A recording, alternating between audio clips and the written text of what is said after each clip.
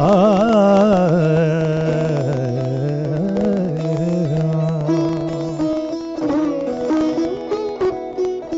साजणो साजणो मैं करूं ओ साजन जीव जड़ी साजन लिख लो छोड़ ले और बाचू घड़ी घड़ी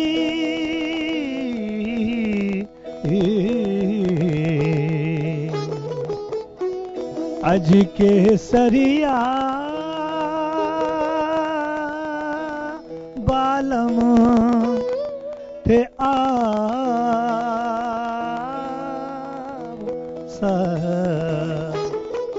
पधारो मारे देश जी पिया प्यारी रा ढोला थे आवो सा पधारो मारे देश जी केसरिया बालम थे आवो सा पधारो मारे देश जी अज कहीं थाने प्यारो लागे परदेस जी कहीं थाने प्यारो लागे परदेस जी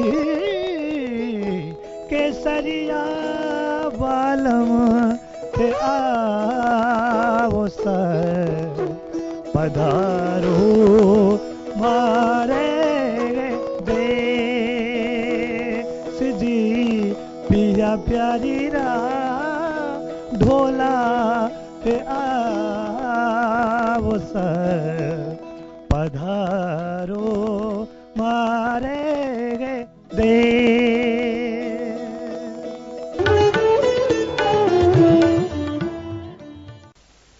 केसरिया बालम आवो नी पधारो मारे दे।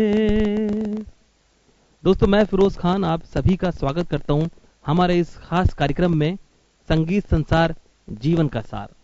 दोस्तों संगीत जीवन के लिए अहम हिस्सा है। एक अधूरे मन की पूरी कल्पना है संगीत। घनघोर अंधियारे में सूरज की किरण है संगीत। दोस्तों इस खास कार्यक्रम में आज हम बात करेंगे मांड गायकी की, बात करेंगे कथक घरानों की और आपको कुछ अच्छी प्रस्तुतियां भी दिखवाएंगे।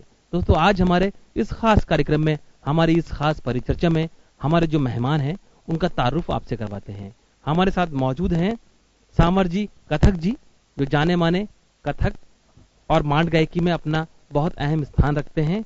हमारे साथ मौजूद हैं अंकित जी अवस्थी जी, जो बहुत अच्छा गिटार प्ले करते हैं। हमारे साथ मौजूद हैं मोहित जी कथक, जो तबला प्ले करते हैं। किशन जी कथक हमारे साथ मौजूद हैं, जो सितार बजाते हैं। राहुल परिहार जी हमारे साथ मौजूद हैं और राहुल कथक भी हमारे साथ मौजूद हैं। तो दोस्तों आज की इस परिचर्चा का हम आगाज करते हैं उस गायकी से जिसका अपना एक रंग है। राजस्थानी फोक संगीत में उसका एक अहम हिस्सा है। अल्लाह जिलेबी को कौन नहीं जानता। मांड गायकी में उन्हें पद्मश्री मिला है और केसरे बालम सुनते ही हमारे सामने राजस्थान की धोरारी धरती हमारे सामने आंखों के सामने आ जाती है। तो दोस्तों हम स्वागत करते हैं सामर जी कथक जी का, बात करते हैं और जानते हैं मांड गायकी के बारे में। सामर जी बहुत बहुत स्वागत है आपका हमारी खास परिचर्चा में। सामर जी राजस्थान के हर क्षेत्र में मांड गायकी गाई जाती है। मारवाड़ में, मेवाड़ में, सीकर में, जोधपुर में मांड गायकी के बारे में जरा बताएं दर्शकों को। अलग अलग क्षेत्रों की मांड गायकी के बारे में तफसील से बताएं सामर जी। सभी का मैं तहे दिल से शुक्र गुजार करता हूँ। माट गायकी जो है अपने राजस्थान से जुड़ी हुई गायकी है और ये जो गायकी है एक विरासत से मिली हुई गायकी है और इसमें एक तो पारंपरिक जो शब्द है वो प्रधान है जी और जहाँ भी जैसे मान लो पौराणिक टाइम में राजा महाराजाओं के टाइम में माट गायकी गाई जाती थी, जैसे राजा महाराजाओं के स्वागत में। जी जी और आज देखते हैं कि माट गायकी का परचम, जो माट गायकी के कलाकार है कहाँ कहाँ अपना परचम फहरा रहे हैं। जी जी और इसका जो एक गाने की शैली है वो एक अलग जी है ना। जैसे अपन हर क्षेत्र में जाते हैं तो वहाँ भाषा का अंतर आ जाता है, जैसे 12-12 कोस के अंतर। जैसे जयपुर में अपन रहते हैं तो यहाँ की भाषा अलग है, जी जोधपुर में अपन गए तो जोधपुर की अलग भाषा मिलेगी। जी तो हर क्षेत्र की अपन हर क्षेत्र में जाते हैं तो वहाँ माट गायकी का अंग हमें अलग सुनने को मिलेगा।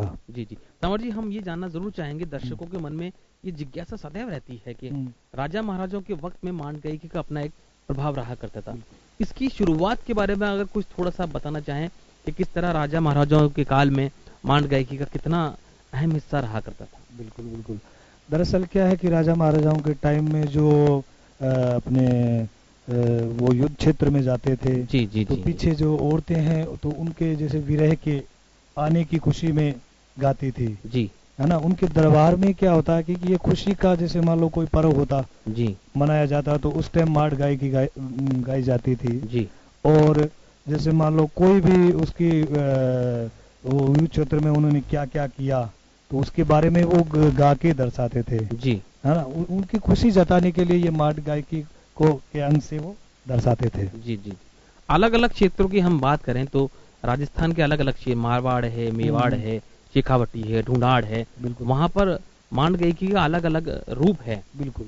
उन रूपों के बारे में बताया कि फिरोज जी इसका ये रूप है, उसमें थोड़ा ये अंतर है, अगर उसमें बताना चाहें आप। बिल्कुल। जैसे अपने यहाँ जयपुर अपन रहते हैं तो जयपुर का नाम लिया जाता है तो जयपुर में थोड़ा सा आपको गा के भी बता जी रहा जी हूँ। जी जी तो जैसे मान लो गोरी अपने कह रही है ना। जी तो कहती है कि जैसे मान लो 22 का बीराब जयपुर जाजो जी जी आतवार जी तो लाजो भट्टे से लाजू तारारी हाँ, चुंदड़ी। जी हाँ। जी जी जी तो यहाँ जयपुर का भी नाम आ रहा है और जैसे मान लो माट गायकी के अंग से वो दर्शा भी रही है, जी लोकगीत के अंग से। जी जी जी तो मैं थोड़ा आपको जी जी उसके बारे जरूर में जरूर जरूर। 22 बीरा माने जयपुरिये ले चलो सा आहा, आता तो ल्याई जो तारारी चुनरी। आहा, 22 बीरा माने जयपुरिये ले चलो सा जी आता तो ल्याई जो तारारी चुनरी। क्या बात है सामर जी। तो अंकित जी नमस्कार सर। प्ले करते हैं, गिटार प्ले करते हैं और आप किस तरह संगत देते हैं, और जहां तक हम लोग जितना एक बेसिक लेवल पे समझते हैं अंकित, माट गायकी एक प्योरली फोक बेस्ड सॉन्ग मानते हैं या एक हमारी विरासत कहते हैं, उसके साथ गिटार प्ले करना, because guitar is just like एक मॉडर्न इंस्ट्रूमेंट है, कैसे फील करते हैं और कैसे बजाते हैं अंकित बताइए। जी सर, सबसे पहले नमस्कार, मैं धन्यवाद देना चाहूँगा आपका जी सर। जी धन्यवाद। मैं गिटार प्ले करता हूँ, हालांकि इतना ये एक बॉलीवुड इंस्ट्रूमेंटल है। जी जी जी वही वही लोग फर्स्ट टाइम इसको देखते हैं तो लगता नहीं कि ये प्ले हो सकता है इस गाने में। इट इज पर मेरा मानना है, हाँ मेरा मानना है कि हो सकता है, अपनी कल्चर के अकॉर्डिंग इसको मैं जोड़ना चाहता हूँ। जी और यही चीज हमें बाहर वेस्टर्न देश विदेश में ले जाएगी, तो वो लोग ये देखेंगे कि आप गिटार को, जो माट गायकी भी सर ने जैसे बताया था, जी उनके साथ भी प्ले कर सकते हैं। जी जी जी तो मेरा ये मानना है कि मैं चाहूंगा कि ऐसे इंस्ट्रूमेंट को मैं बाहर लेकर जाऊं और जी। उसमें गिटार, वेस्टर्न गिटार में अपनी माट गायकी पेश करूं।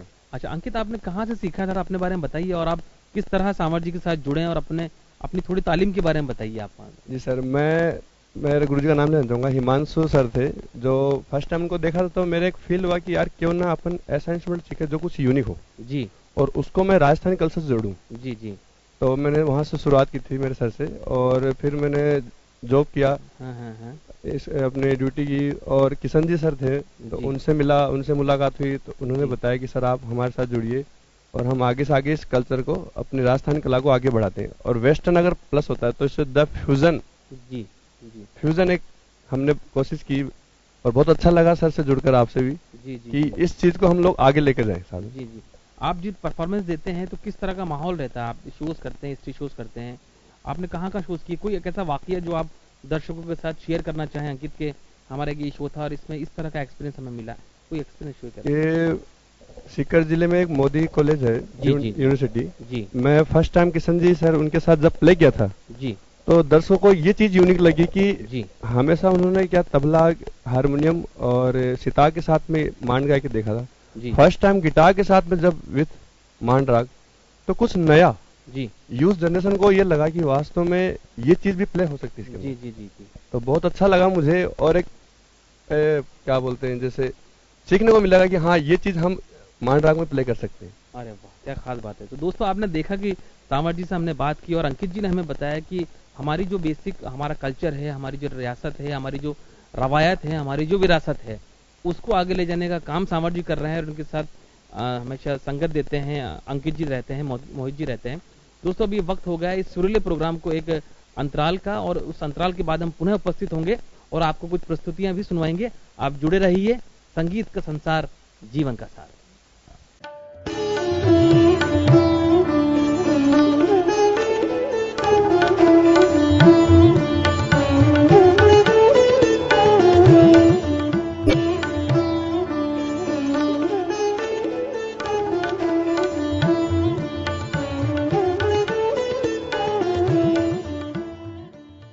दोस्तों ब्रेक के बाद फिरोज खान एक बार पुनः आपका स्वागत करता है संगीत संसार, जीवन का सार।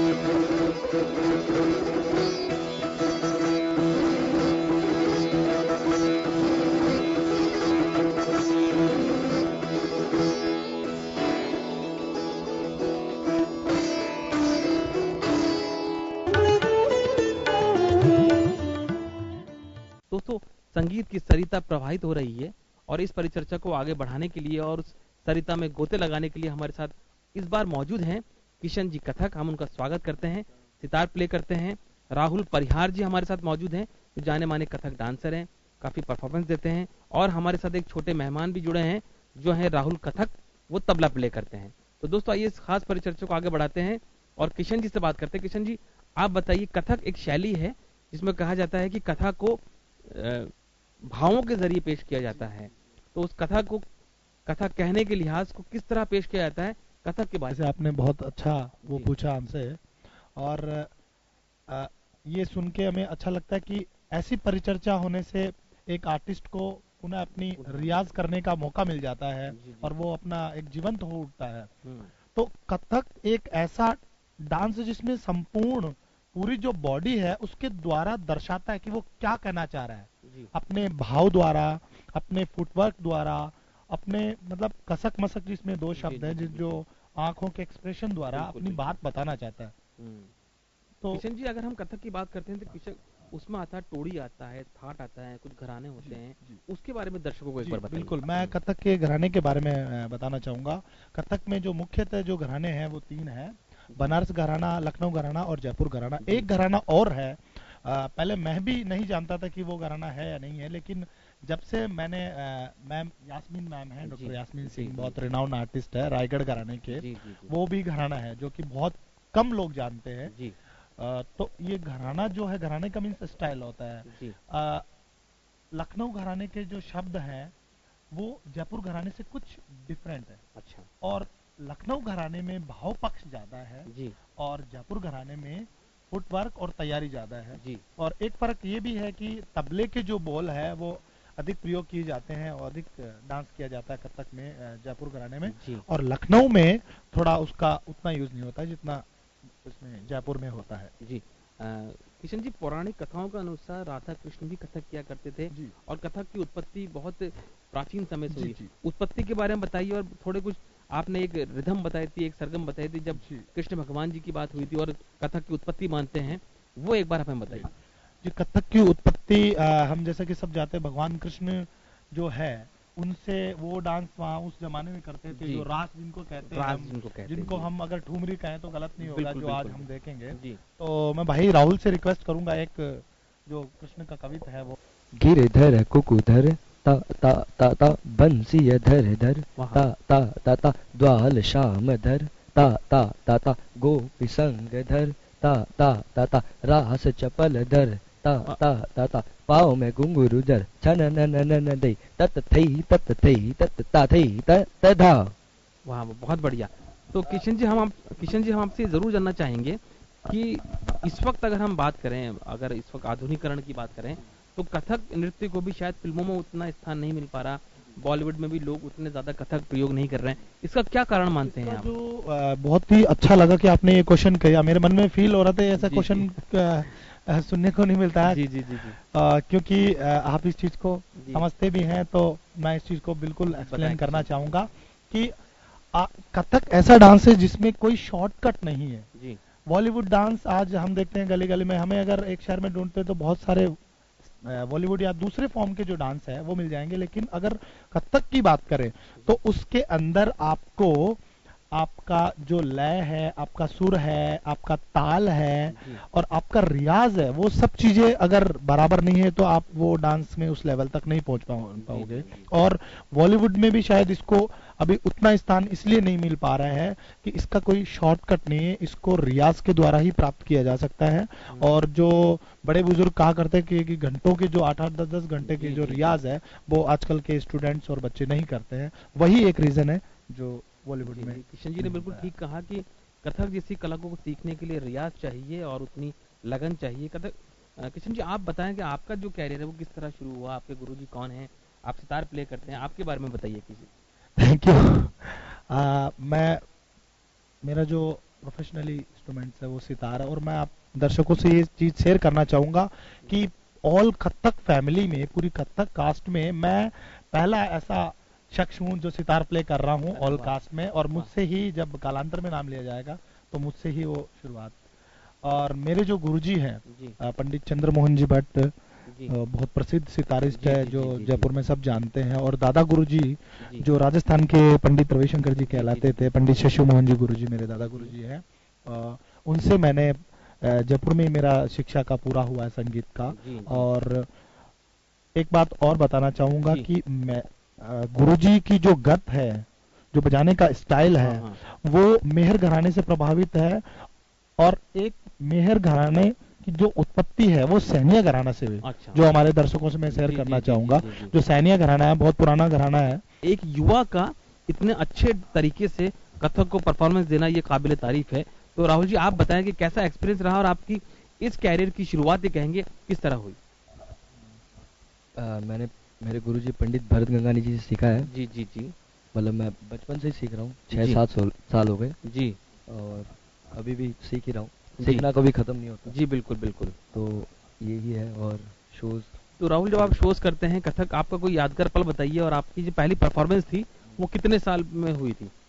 मेरी फर्स्ट परफॉर्मेंस हुई थी लगभग 12-13 साल में। अच्छा, कैसा रहा एक्सपीरियंस उस वक्त का। बहुत अच्छा था। और ये बताइए कि आप इतना वक्त इसको देते हैं, रियाज बहुत ज़रूरी है, जैसा कि किशन भाई ने हमें बताया, किशन जी ने, कि बहुत लगन से और बहुत तन्मयता से ये चीज़ सीखी जाती है। कैसे वक्त निकालते हैं, कैसे मैनेज करते हैं, क्या जनरल रूटीन रहता है आपका। मतलब मुझे 2-3 घंटा रियाज करना है तो करना ही है। जी मतलब मैं ये खाना सब छोड़ सकता हूँ पर रियाज नहीं छोड़ सकता, जी क्योंकि रियाज है तो सब है। जी।